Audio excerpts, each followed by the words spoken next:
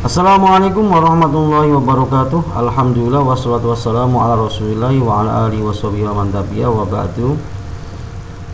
Oke, anak-anak kelas 9 Madrasah Sanawiyah Qudsah Putri khususnya dan para pemirsa pada umumnya, kembali lagi dalam pembelajaran daring untuk tahun baru 2021 ini. Pada awal semester genap kita kembali melakukan pembelajaran secara daring. Setelah kemarin kita sempat bertatap muka ya, tapi ya kita patuhilah semua aturan dari pemerintah ya, termasuk adanya instruksi untuk pembelajaran daring ya, kita kembali melakukan daring. Semoga ini tidak mengurangi kesemangatan dan semoga Anda tetap belajar di rumah ya. Walaupun lewat daring dan pembelajarannya menggunakan HP, smartphone, semoga itu tidak mengurangi kesemangatan kita dalam belajar. Oke, kita akan lanjut untuk pelajaran Alfiah Ibnu Malik pelajaran nahwu pada kitab juz 2. Kita akan melanjutkan pada bab inna wa akhwatuha. Walaupun kemarin sudah sempat saya jelaskan beberapa materi dari inna wa akhwatuha, tapi nggak ada salahnya kita review sebentar ya, siapa tahu ada yang terlewat dari catatan Anda, dan semoga setelah mendengarkan dan menyimak itu akan terlengkapi. Kalau yang sudah lengkap ya alhamdulillah, tinggal kita mengulang, karena nggak ada salahnya mengulang dalam bab pengetahuan, dalam bab ilmu, untuk semakin memahamkan dan semakin memantapkan pemahaman. Oke, kita mulai saja untuk sesi kali ini. Bismillahirrahmanirrahim. Inna wa akhwatuha. Li inna anna laita lakinna la alka anna aksu malikana min amal. Ka inna zaitan alimun bi anni kufun walakin nabnahu dudikni. Wa ra'idha tartiba illa fil ladhi kalaita fiha au huna ghairul badi. Oke, maaf kalau ada typo atau kesalahan ketik, maklum ini juga agak cepat-cepat dalam mengetiknya, jadi nggak sempat diedit tulisannya. Begitu jadi ini langsung saya melakukan recording. Insya Allah nanti kedepannya akan lebih diperhatikan dalam pengetikannya supaya sesuai dengan yang diharapkan. Oke. Bismillahirrahmanirrahim, kita masuk pada pembahasan inna wa akhwatuha. Yang pertama yaitu tentang amal dari inna wa akhwatuha. Berarti inna wa akhwatuha ini kalau kita runut dari awal dulu, bahwasanya termasuk dari salah satu nawasih sugro. Kalau Anda masih ingat bahwa nawasih itu secara umum dibagi jadi dua. Yang pertama nawasih sugro, yang kedua nawasih kubra ya, nawasih kubro. Nah, untuk nawasih sugro sendiri ada dua. Yang pertama yaitu kana wa akhwatuha, yang kedua adalah inna wa akhwatuha. Sugro dalam artian yang dirusak adalah salah satu di antara mubtada dan khobar. Kalau kubro berarti kedua-duanya yang dirusak. Apa yang dirusak? I'rabnya. Diingat. Kalau kemarin dalam bab kana itu mempunyai amal tarfa'ul isma wa tansibul khobar, atau merafakkan mubtada dijadikan sebagai isimnya kana dan menasabkan khobar dijadikan sebagai khobarnya kana, maka untuk inna di sini amalnya adalah kebalikannya ya. Makanya aksuma likana min amal, bahwasanya kebalikan amal dari inna ini ketika masuk pada susunan mubtada khobar adalah keterbalikan dari kana, yaitu tansibul isma wa tarfa'ul khobar. Maksudnya menasobkan mubtada dijadikan sebagai isimnya inna wa akhwatuha dan merafakkan khobar menjadi khobarnya inna wa akhwatuha. Nah, di sini kita ambil contoh yang sudah sering kita contohkan ya. Contoh di sini adalah zaidun qaimun. Ini susunan mubtada dan khobar. Zaidun mubtada, kemudian qaimun sebagai khobar. Ketika kemasukan inna menjadi inna zaidan qaimun. Nah, zaidun yang dulunya rafa sekarang menjadi nasab. Oke, yang dulunya dun dibaca rafa, alamatnya dhammah karena isim mufrad. sekarang dibaca fathah alamatnya nasab karena isim mufrad, menjadi statusnya sekarang sebagai isimnya inna, bukan lagi mubtada. Sedangkan qaimun di sini tetap dibaca rafa. Nah, cuma qaimun yang ini adalah khobarnya mubtada. Nah, sedangkan qaimun yang di sini ini adalah rafa menjadi khobarnya inna. Contoh yang kedua, Umaru sayyidun. Umar itu adalah seorang pemimpin. Inna Umaro sayyidun. Nah, di sini yang tadinya Umaru menjadi Umaro. Nah, sayyidun tetap dibaca rofa, cuma statusnya berbeda. Sekarang misalnya Umaro ini menjadi isimnya inna, kemudian sayyidun menjadi khobarnya inna. Ini sudah lepas dari keterikatan mubtada dan khobar, sudah dirusak. Kalau kemarin karena yang dirusak adalah mubtada, sekarang untuk inna kebalik. Kalau kemarin untuk karena yang dirusak adalah khobarnya, yang rafa dijadikan nasab.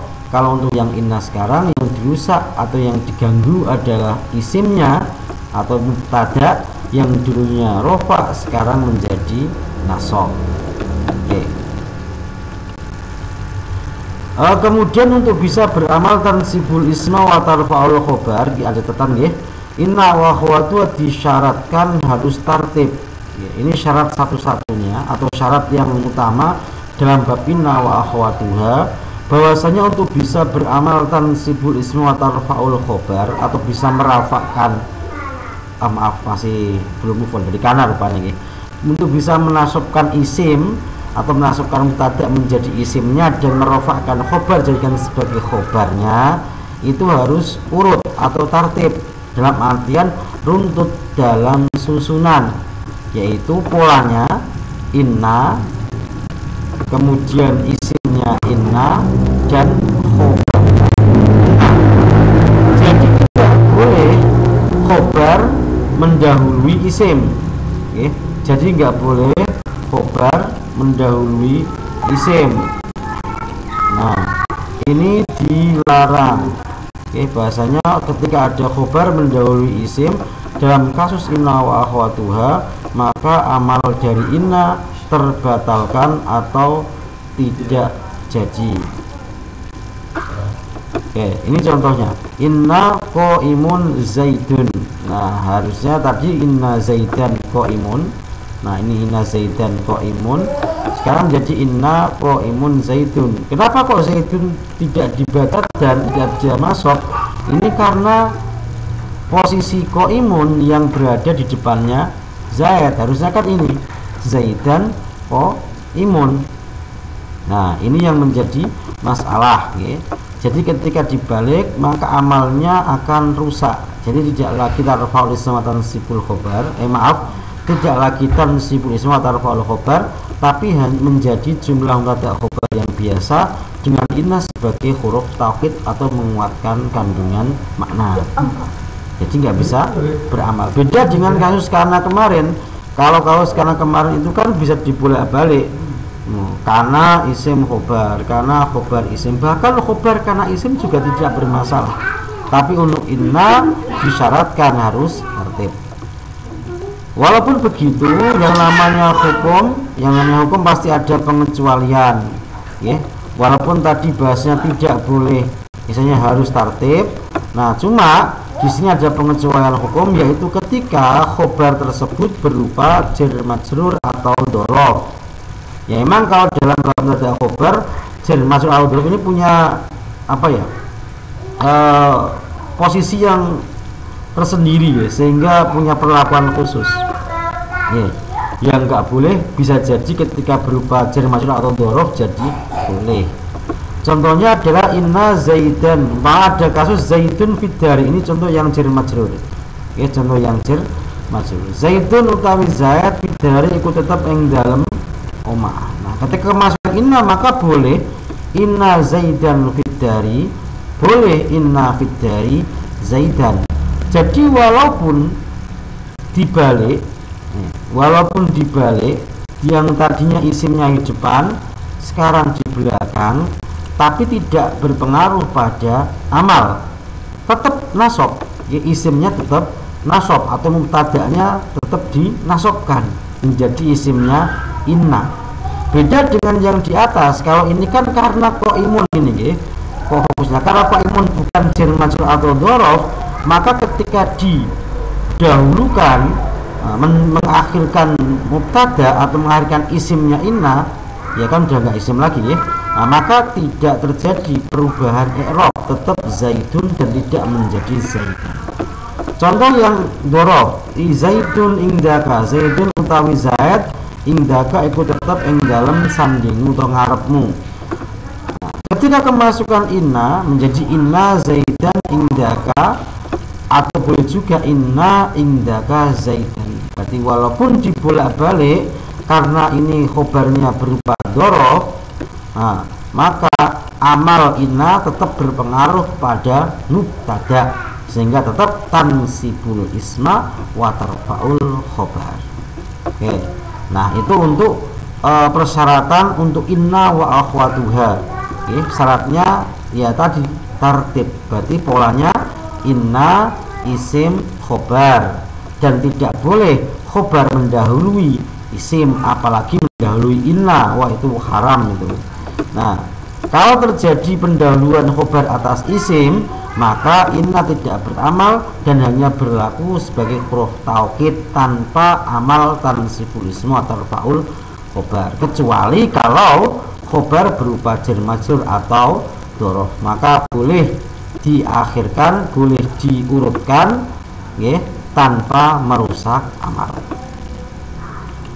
Oke, lanjut pada bahasan yang kedua, yaitu tentang akhwat inna dan maknanya, termasuk innanya, ya. Oke, berarti mungkin untuk bab inna ini adalah nawasah yang paling minim pengikut, ya, paling minim pengikut. Beda dengan karena yang punya banyak saudara kandung, saudara tiri, juga saudara pungut, ya, saudara angkat mungkin. Nah, mulai dari kana, kemudian ada fima, ma, la, lata, in, kemudian ada kada wa akhwatuha. Nah, untuk inna sendiri ini sangat simpel, sederhana, hanya ada 6. Nah, berarti saudaranya 5, ngitung inna berarti ada 6 bersaudara, okay? Yang pertama yaitu inna dan anna. Ini kayak upin dan ipin, okay? Kembar.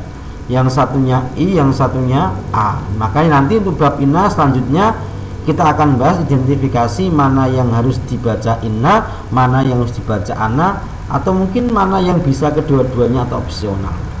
Untuk makna sendiri, inna dan anna ini termasuk huruf taukid, fungsinya menguatkan makna atau hukum, ya, menguatkan hukum atau makna jumlah yang dimasuki. Berarti kalau dalam sisi maknanya itu untuk meyakinkan. Jadi kalau umpamanya zaidan qaimun atau zaidun qaimun saja kurang mantap, kurang yakin, maka kita kemasukan inna, maka kabar berdirinya zaid itu menjadi lebih kuat. Kalau zaidun qaimun kan ya zaid berdiri gitu saja, nggak ada tekanannya. Tapi ketika kemasukan inna, maka tekanannya akan menjadi lebih kuat, sehingga orang yang mendengar akan lebih yakin bahwasanya memang zaid berdiri. Kemudian yang kedua, laita. Laita itu ada maknanya tamani. Tamani itu mengharapkan sesuatu yang mustahil, ya, yang mustahil, atau juga mengharapkan sesuatu yang sulit. Nah, contohnya yang mustahil, laita syababu ya'udu yauman. Berarti ini enggak ada kemungkinan. Laita syababu, seandainya, ya. Kalau bahasa kerennya sekarang itu halu. Laita ini misalnya untuk ungkapan halu. Nah, bahasanya laita syababu ya'udu yauman. Laita syababu, seandainya masa muda, ya'udu kembali apa syabab yauman ing dalam siji dina. Seandainya masa muda bisa kembali, yaitu kan sebuah halu. Nah, dalam artian laita ini pengharapan, tapi yang tingkatannya itu halu. Nah, tidak mungkin terjadi, mustahil. Atau paling tidak sulit ini berarti ada kemungkinan, tapi persentasenya kecil. Persentasenya kecil, ibaratnya ya hampir muhal, hampir tidak mungkin terjadi. Contohnya laitani aliman biwairi ta'alumin. Laitani aliman, seandainya aku jadi wong alim, biwairi ta'alumin, kelawan tanpa belajar. Ya mungkin saja, tapi kemungkinan itu sangat sangat kecil banget gitu. Anda bisa alim tanpa belajar. Nah, ini makna terkandung dalam laita, yaitu tamani mengharapkan sesuatu yang mustahil atau mengharapkan sesuatu yang sulit, atau laital jungkok. Nah, kalau anak putri itu biasanya laital jungkok umpamanya. Oh, seandainya jungkok menikahiku, wah ya itu ya sulit kan, sulit. Ya nggak mustahil sih, karena kalau secara tauhid juga hal di dunia ini kebanyakan juga mungkin. Kemudian yang ketiga adalah Allah taroji. Nah, kalau taroji ini pengharapan tapi memang ada kemungkinan, ya. Mengharapkan sesuatu yang disenangi dan mungkin terjadi. Persentase kemungkinan terjadinya ini besar. Berarti kalau laita itu mustahil, sulit dan bahkan mustahil, kalau Allah ini mungkin terjadi. Baik, kalau Anda mengharapkan sesuatu yang Anda senangi dan kemungkinan besar bisa diharapkan terjadinya, maka pakainya Allah. Kalau Anda pakai laita, itu kayak orang halim, ya. La'allal habibah hadirun, contoh la'al hayu hadirun, semoga kekasih datang, semoga orang yang kucintai datang umpamanya. Nah, itu kan disenangi dan juga mungkin terjadi, kehadirannya itu tidak suatu yang mustahil. Atau mengkhawatirkan terjadinya bahaya atau hal buruk, khawatir terjadi hal buruk, contohnya la'alal alimu halikun, la'alal alima, oh maaf Kang, ini salah harokat ya, la'alal alima, ya, la'alal alima ini fathah, kata tansibul isma tarfaul khobar, la'alal alima halikun, oh khawatir orang-orang alim itu meninggal, ya apalagi sekarang ya musim corona, banyak para kiai ulama kita yang meninggal dunia. Ini didoakan semoga husnul khotimah dan diterima amalnya. Nah, inilah Allah. Berarti mengharapkan sesuatu yang disenangi dan mungkin terjadi, atau mengkhawatirkan terjadinya bahaya atau hal buruk. Ya, contohnya alal alimah halikun, bukan kok mendoakan semoga orang alim meninggal, enggak, tapi ini khawatir. Aku khawatir kalau orang alim itu semuanya meninggal. Nah, itu la'ala. Cuma kalau untuk di Qur'annya sendiri, la'ala itu identik dengan makna supaya atau kai. Jadi la'alakum tatakun, la'alakum turhamun, la'alakum tuflihun. Nah, itu kalau dalam Qur'annya itu mengandung makna kai atau supaya kamu bertakwa, supaya kamu bahagia, supaya kamu berhasil, atau supaya kamu dan sebagainya. Kemudian yang keempat adalah kina makna istidrok. Istidrok itu kalau dulu bahasa nusuli gunem, ralat atau memberikan keterangan pada kalam sebelumnya. Jadi seakan-akan membalik keterangan atau memberikan pemahaman yang berbeda, kesannya berbeda. Yang tadinya sebelum ada lakina itu kesannya baik, bisa jadi buruk. Berarti kesan pertama tertutup dengan yang kedua. Itu bahasa memberikan keterangan pada kalam sebelumnya. Berarti ada catatan kayak gitu, semacam ada catatan. Tapi berarti catatan. Atau sebaliknya yang kesannya buruk bisa jadi baik. Nah, ini contohnya Zaidun alimun lakinnahu bakhilun. Zaid itu orang yang alim tapi orangnya pelit. Nah, ini berarti kesan alim ini ada catatannya. Zaidun tapi medit, tapi bakhil atau pelit. Nah, itu memberikan kesan jelek, ya, kemudian kesan jelek, sehingga orang itu lihatnya ya setelah lakinanya bakhilnya daripada alimnya. Atau dibalik, yang tadinya kesannya awalnya buruk atau awalnya kurang baik, ketika dilakina maka menjadi baik. Umpamanya Zaidun jahilun lakinnahu solihun, umpamanya Zaid itu orangnya bodoh. Bodoh itu kan kurang baik, kesannya kurang baik. Lakinnahu solihun, tapi dia soleh. Sehingga soleh ini menutupi kesan yang tadinya jelek, kurang baik, menjadi baik. Itu istidrok. Makanya istidrok itu sebelum dan sesudah itu harus terbalik, nggak boleh linier, ya. Nggak boleh baik dengan baik atau jelek dengan jelek, harus dibalik. Kalau baik ya belakangnya jelek, kalau depannya jelek ya belakangnya baik. Nah, supaya ada kesinkronan makna. Kalau sama-sama baiknya atau sama-sama jeleknya, pakainya ataf aja, wawu. Zaidun alimun wa solihun, nggak usah lakinnahu solihun. Masuk Zaid alim tapi soleh, kan ya nggak pas, ya nggak pas. Atau Zaidun jahilun lakinnahu bakhilun, Zaid itu bodoh tapi medit. Ya sama-sama jeleknya atau sama-sama baiknya, pakainya dan atau wa aja. Kemudian yang terakhir ka'ana litasbih, yaitu menyerupakan satu hal dengan yang lain dalam sifat yang khusus. Ini menyerupakan, memberikan bahasanya ada wajah atau arah persamaan. Contohnya Zaidan yang disamakan dengan macan atau dengan singa. Ka'anna Zaidan asadun, Zaid itu seakan-akan harimau atau seakan-akan singa. Apa ya karakteristik singa itu seperti apa ya? Bukan kok secara fisiknya, karena rambutnya Zaid jabrik umpamanya, atau mungkin kukunya Zaid tajam-tajam atau giginya taring semua, ya enggak. Tapi dalam sifat atau karakter yang khusus dari hal yang disamai. Singa itu kan identiknya pemberani, gagah dan sebagainya. Nah, maka persamaan itu ya pada sifat atau karakteristik dari asad tersebut. Atau nanti mungkin anna Zaidan hirotan, umpamanya Zaid kayak kucing. Apa ciri khusus pada kucing? Sifat karakteristik kucing itu apa? Nah, itu makna dari ka'anna. Oke. Itu untuk materi awal. Ini hanya sekedar review ya, review dari pertemuan kita kemarin yang pertama. Semoga menambah pemahaman. Kalau masih ada yang belum paham, bisa tanyakan lewat Japri, bisa di Japri atau mungkin lewat kolom komentar di YouTube saya. Oke, sekian dulu. Nanti kita akan lanjut pada materi berikutnya, insya Allah. Dan semoga corona cepat berlalu sehingga kita bisa kembali offline, bisa kuliah tatap muka untuk lebih memberikan pemahaman. Wallahu a'lam bishawab. Assalamualaikum warahmatullahi wabarakatuh.